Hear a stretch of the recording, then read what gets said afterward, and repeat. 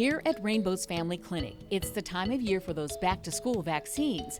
And little Natasha Johnson has this to say about getting shots. They all hurt. Not easy to see your little ones get stuck, though, is it? No, it's not.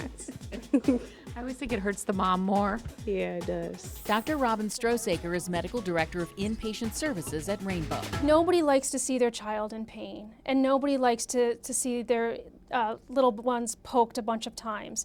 But it's so much kinder than to have your children get ill or potentially pass away from vaccine-preventable illnesses. Preventable illnesses like measles and mumps, which have come back in part because some parents do not have their kids vaccinated. In Ohio, parents can choose not to vaccinate. Unfortunately, it's often over fears of a perceived link to autism.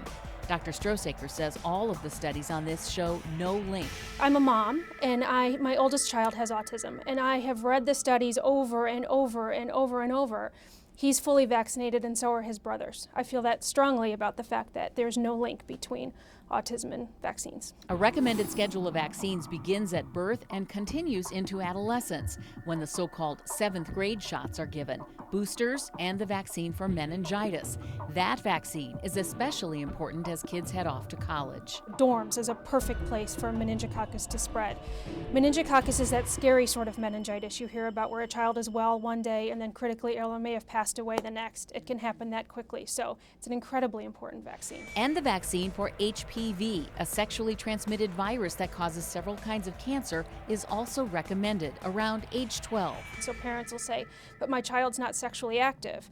My response to that always is, that's great, but right now you have control over whether or not they get that vaccine. So along with the list of school supplies, check to make sure your list of vaccines is up to date. And as a pediatrician who's seen it, I can't state that strongly enough. Please protect your children.